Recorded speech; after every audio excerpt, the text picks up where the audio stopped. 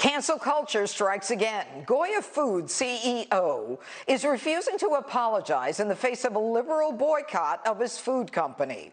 They're angry after he said America was, quote, blessed to have a leader like President Trump. Take a look.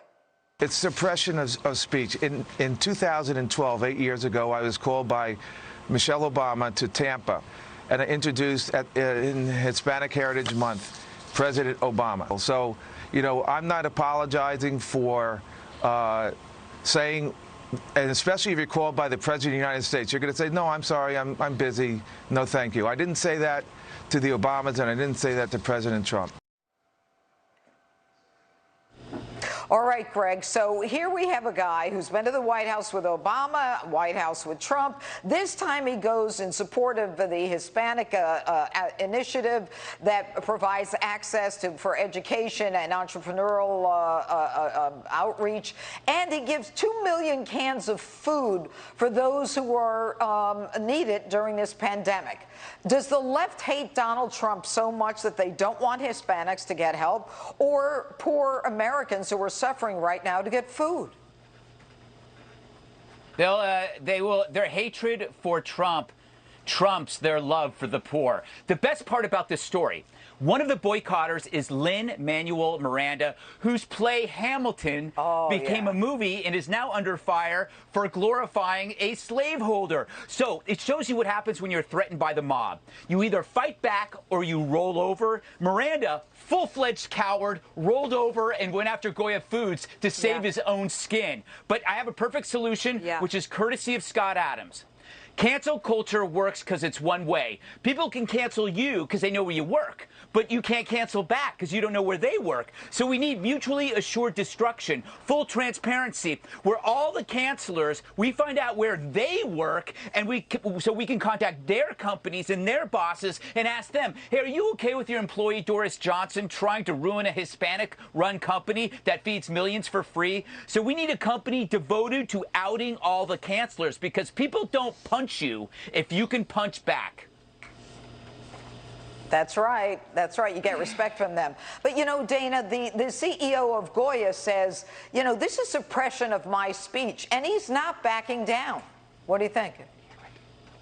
No, well, first of all, Goya is an amazing company. The story of how that company was built over time is incredible. Plus, they have amazing products. What is also quite stunning is that Alexandria Ocasio-Cortez is one of the ones leading the charge on the boycott against Goya, but it was Goya that was the first to go into the New York boroughs after the coronavirus lockdown started, and to basically provide free food to everybody in those areas. So it is absurd, of course. The other thing is, though, when you are a CEO and you have 10,000 employees that are relying on you, you know, you can understand why people might be reticent to get involved in politics or to say something about politics. I admire him for not backing down, and I don't think that he regrets it for one instance. And it's just too bad that we have to clarify cancel culture on the backs of this company, which, by the way, again, I would say their products are excellent. I encourage everyone to go out and get some. They are. Yeah, they are. Their chickpeas are great for hummus. All right, Jesse, listen, 36% the polls say Biden has 36 points over Trump with the Hispanic community. Does that make sense to you?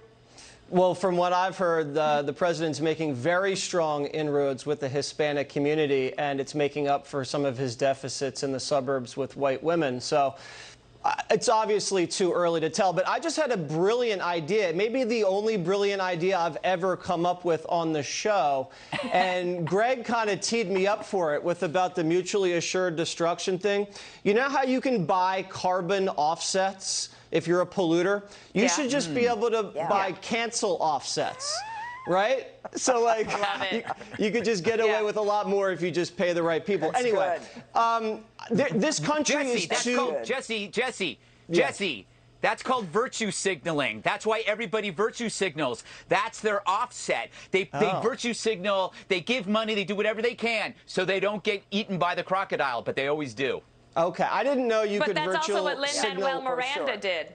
Yes, yes. Yes, But let me get to yeah, my that's right. let That's me get to my exactly what he did. Yeah, let me get non-brilliant point here. My non-brilliant point is this: this country is too fat to boycott a food company. Have you looked around?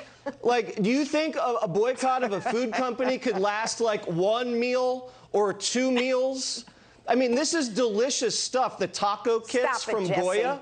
Unbelievable. I mean, this is a top 10 dinner item for most families. There's no way this thing's getting boycotted.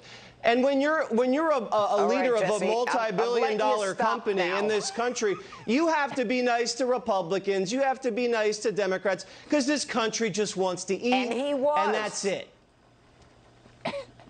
He was. But Juan, I want to end this with you in terms of, look, the left is so focused on trashing people on the right that they don't care that the people that they presume to be on the right are helping poor people, hungry people, helping immigrants. Their hate is so dug in.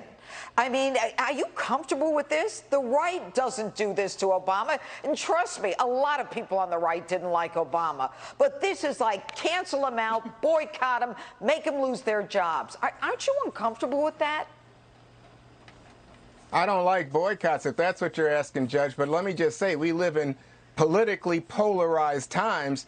And if you're talking about who likes division, President Trump's pushes buttons of division and polarization quite regularly. I think you'll remember he started his campaign by going after Latin immigrants. He said Mexicans were rapists and thieves. So I think, to your point, if people punch back, guess what? Some of them there are are people No, he didn't. who will. No, he There are didn't. people who will punch back didn't say from the that. other You know side. what? So. Of You know course what he's. you Wait remind a me of, second. Of Juan? course he Juan, said I'm gonna rapist. interrupt He used you. the But very no, word you can't say rapist, push Judge. their You buttons, don't want to Juan. hear it, That's but what- that's that's the what truth. No, Look, I don't. I tell you what, That's you the guys truth. can do. And you know why? Because You know what you use guys the can term do? that battering, Here's what you can do, battering men Judge. use. And Judge, they say she hold on. pushed my Hold buttons, on. You've and had your therefore say, I Judge. beat her up. Judge, Enough. is it so Yeah, hard for you to and you listen? didn't Come answer on, the Judge. question. Judge. Yeah, Here's you the didn't thing, answer the Judge. question, You can have Juan. the opposite effect, which Answer is, it. guess what? Lots of people who like President Trump can start buying Goya if that's what they want. Maybe they'll like rice and beans smothered in hot sauce. I don't know. But I'm just telling you, we live in politically polarized times, and we have a politically polarizing president. Yeah, no, we don't. He doesn't push buttons. Batterers use that excuse all the time when they beat their wives, okay? I hate that term. Anyway, coming up, President Trump slams the radical left over their push to defund the police.